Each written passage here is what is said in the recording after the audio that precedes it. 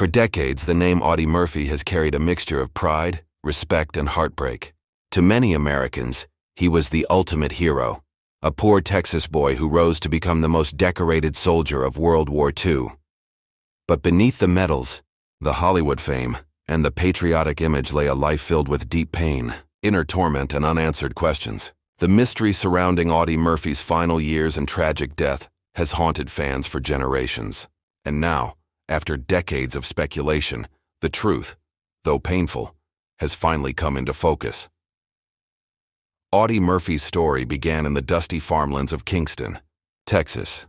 Born in 1925, he was one of 12 children in a family barely scraping by during the Great Depression. His father abandoned the family when Audie was still a boy, and his mother struggled to keep food on the table. From a young age, he learned about hardship, about working sunup to sundown, about losing those he loved, and about what it meant to survive. He often hunted small game just to feed his siblings. That determination, that toughness, would one day turn him into one of the most fearsome soldiers in history.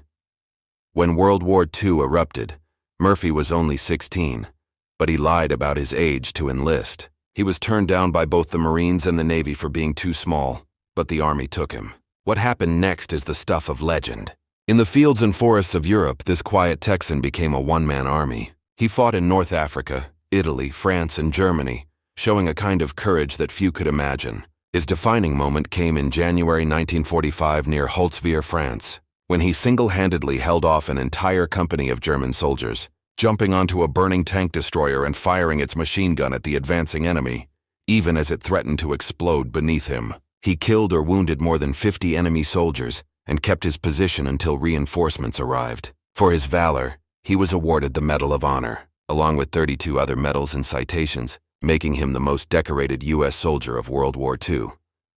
But when the guns fell silent and the war was over, the real battle for Audie Murphy had only just begun. Returning home, he was hailed as a national hero. Hollywood came calling, and Murphy quickly became a star, playing himself in the 1955 film To Hell and Back, based on his own autobiography. The movie was a smash hit, one of the highest-grossing war films of its time. On the surface, Audie Murphy seemed to have it all: fame, money, good looks, and the admiration of millions. Yet behind the scenes, he was fighting a private war that no one could see. What many didn't realize at the time was that Murphy was suffering from what we now know as post-traumatic stress disorder, PTSD, condition virtually unrecognized in the 1950s. Back then, they called it shell shock or battle fatigue. But for Murphy, it was something far more personal and haunting. He was tormented by nightmares, flashbacks, and violent mood swings. He slept with a loaded gun under his pillow and sometimes woke up in cold sweats, convinced he was back on the battlefield. He struggled to maintain relationships, and his marriages suffered under the weight of his trauma. For years, he tried to suppress his pain through work. He starred in over 40 films, often westerns where he played the stoic, heroic cowboy, roles that mirrored his real-life persona. But inside, he was crumbling. His closest friends noticed the change: the sleepless nights, the drinking, the brooding silences. He once admitted that he felt like an old man trapped in a young body. "Tired in my bones," as he put it. Murphy even turned to sleeping pills, at one point locking himself in a motel room for a week, trying to kick his addiction. The public adored Audie Murphy, but few truly knew him. His humility kept him from speaking openly about his pain, but when he did, it was raw and honest. He spoke out about the need to help returning soldiers deal with their psychological wounds, long before PTSD was properly recognized. He used his fame to advocate for veterans, even as his own mental health deteriorated. And then came the darker years. Despite his success in Hollywood, Murphy's finances began to crumble. He made some poor investments, lost money in failed business ventures, and was the target of several lawsuits. By the late 1960s, he was nearly broke, forced to sell off assets just to pay bills. The once proud hero who had given everything for his country found himself struggling to survive in civilian life. But even then, Murphy refused to give up. He remained humble, avoiding publicity and focusing on taking care of his family. Then on May 28, 1971, tragedy struck. Audie Murphy was aboard a private plane flying through rough weather toward Roanoke, Virginia. The small twin-engine aircraft crashed into the side of Brush Mountain, killing all 6 people on board. Murphy was only 45 years old. The news stunned the nation. How could America's most decorated hero, a man who had survived countless battles, perish in such a senseless accident. The official investigation concluded that the crash was caused by pilot error and poor weather conditions. But over the years, countless rumors and conspiracy theories emerged, fueling the mystery behind Murphy's death. Some claimed that the crash wasn't an accident, that Murphy had enemies, that something more sinister was at play. Others believed he had been under immense stress in the final days of his life, perhaps even depressed, and questioned whether it was truly an accident. And then there were whispers about his finances, suggesting that he might have been involved in risky business dealings or knew things he shouldn't have. These theories were fueled by inconsistencies in the crash report, vague details about the flight plan, missing records, and questions about why the aircraft continued flying in conditions that experienced pilots would have avoided.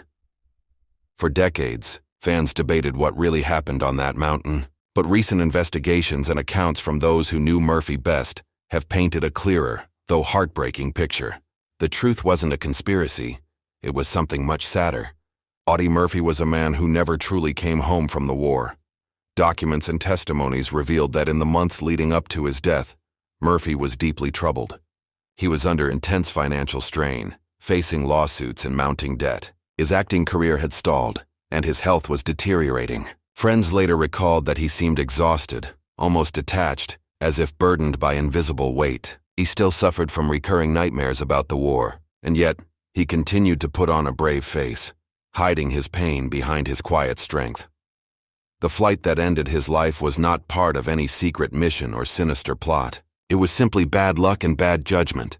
The pilot, a close friend of Murphy's, decided to fly despite low visibility. Investigators later confirmed that the aircraft had been flying too low and that weather conditions were extremely dangerous. The crash site was found 2 days later, and the bodies were so badly burned that identification took time.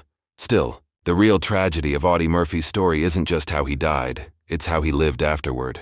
America celebrated him as a hero, but he was never given the help he desperately needed. PTSD wasn't treated or even understood in his lifetime. He carried the weight of his experiences alone, suffering in silence while the world saw only his medals and movies. And here lies the heartbreaking truth that has finally come to light. Audie Murphy's story wasn't just one of bravery and honor. It was one of sacrifice that never truly ended. The same qualities that made him a hero, his courage, his sense of duty, his refusal to show weakness, were the very things that destroyed him inside. He fought for his country, but in the end, the war never left him. Modern researchers and psychologists looking back on Murphy's life have concluded that he suffered from severe, untreated PTSD. They've used his case as a tragic example of what can happen when society celebrates its warriors, but forgets to heal them. Murphy's death wasn't a mystery of sabotage or conspiracy. It was a grim reminder of how even the strongest heroes can fall when their inner wounds are ignored. Yet, despite the pain and the struggles, Audie Murphy's legacy remains powerful. He broke the silence about the psychological toll of war long before it was acceptable to do so. He spoke out for veterans when few others dared, and though his life ended far too soon, his story has inspired generations to seek help, to talk about trauma, and to understand that courage isn't the absence of fear.